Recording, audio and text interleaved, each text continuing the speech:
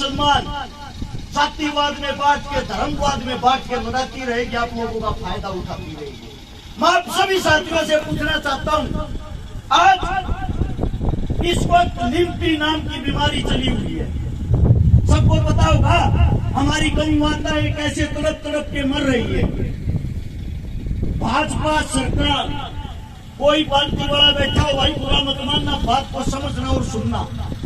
भाजपा सरकार जब 2014 में चुनाव लड़ने आई, उन्हें कहा था गौ माता की रक्षा हम करेंगे। उनने करी भी गौ माता की रक्षा। कैसे करी?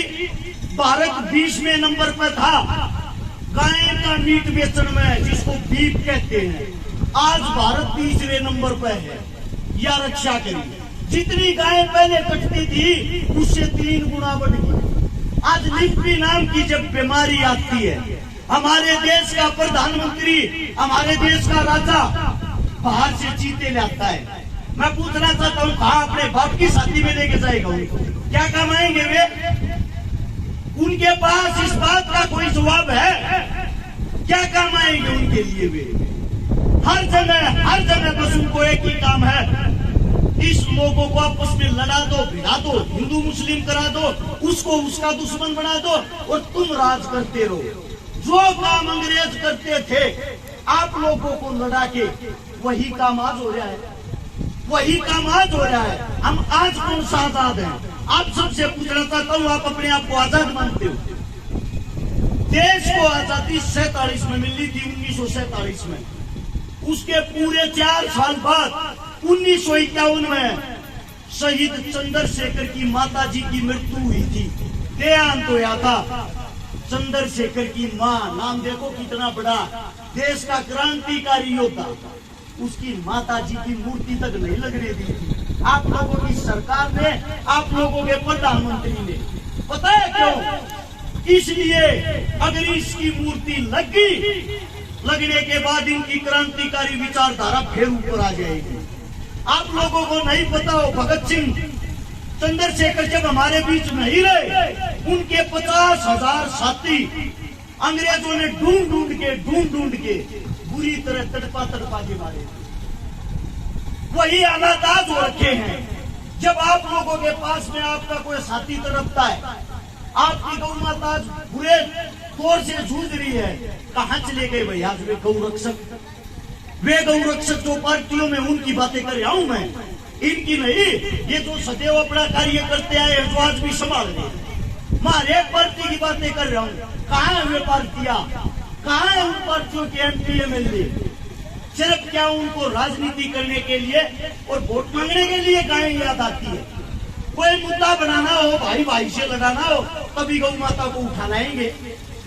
हर टीवी चैनल पे 3 दिन से ये चल रही है खबर, आज चीते ने इतना भाग्या, आज चीते ने इतना भाग्या, आज चीता इतना थोड़े। क्या कमाएगा वो चीता? अगर वो काम आने के लिए लाए होते, काम करो, उसको संसद के अंदर ही छोड़ दो, सारे जितने निकम्मे नेता होंगे सबको खा जाएगा। यार कोई काम होता है देश के लिए? देश को डुगडुगी समझ रहे क्या? कोई भी आओ, बचाओ और चले जाओ।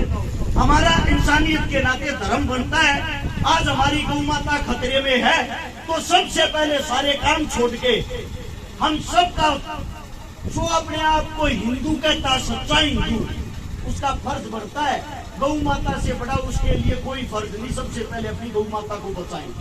आपके घर में 100 रुपए हो, 200 रुपए हो, 500 रुपए हो, इतने रुपए में आप लोग गरीब नहीं होते। कोई 300 रुपए की दिहाड़ी भी करता है ना, अगर एक दिन की अपनी दिहाड़ी दे देगा, वो गरीब नहीं होता। आप मंदिरों में भी तो दान देते हो, मस्जिदों में भी तो दान देते हो, गुरुद्वारे में भी तो दान देते हो।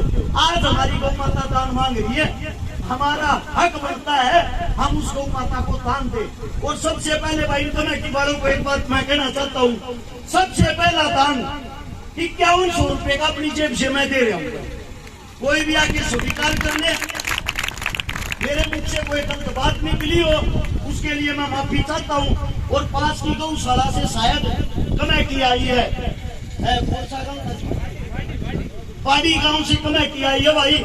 5100 रुपये इस गांव को, 5100 रुपये उस गांव वालों को दे रहा हूँ। आपका बच्चा हूँ, आपके बीच कहूँ मैं, कोई नेता मंत्री तो हूँ नहीं। जैसा मेरा जुबान है वैसे आपके चरणों में ये अरदास है, इसको आप प्राप्त करें। और मेरे मुंह से कोई गलत शब्द, कोई गलत बात निकल गई हो, अपना बच्चा, अपना भाई, अपना बेटा समझ के माफ कर दे। अगर मेरी बात आप लोगों को अच्छी लगी हो तो एक बारी नारा लगाएंगे इंकलाब का और गौ माता का। तैयार हो? बोलो इंकलाब।